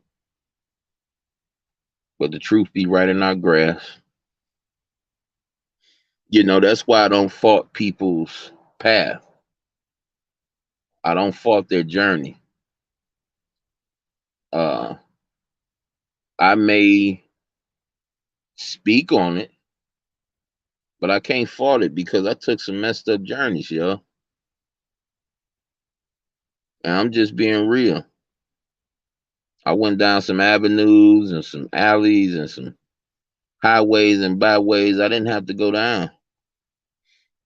But it was like a force within me just pushing me down those ways. And when I got sick and tired of seeing the same spaces, same faces, I just got to a point where hey, how do I stop this? I'm tired of doing this dance.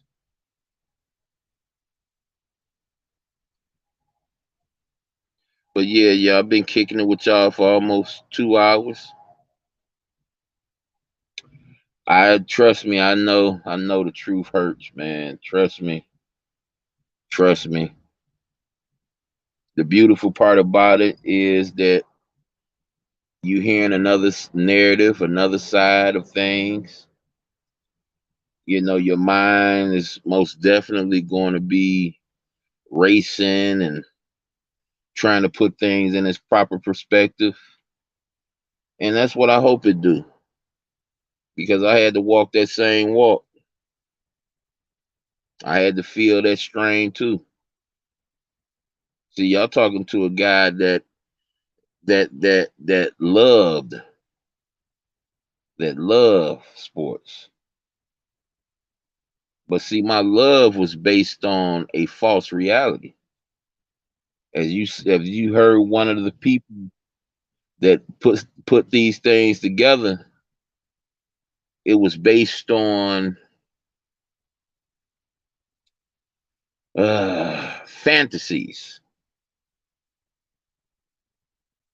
I always thought it was the best of the best, and the best one win. The best one win. Then come a particular time where the one that lose get tired of losing, and he win. That's what I always thought. That's what I always played for. But to find out it's all a joke, it's all a game that's getting played on us, the people that love this stuff, that didn't feel good. It wasn't so easy for me to admit to that. It took years before I came to a point where I was ready to admit to that.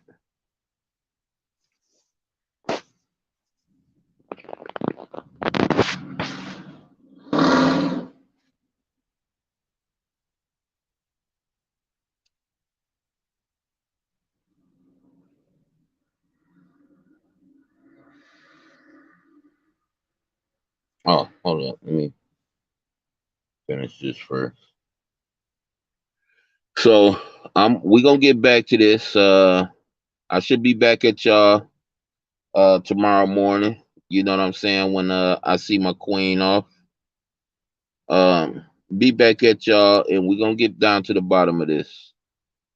We're gonna figure out why it's too simple and why it's so hard to do this.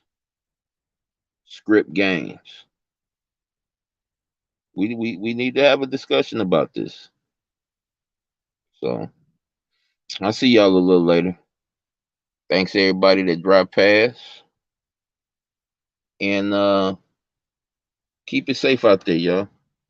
Hope to see y'all tomorrow.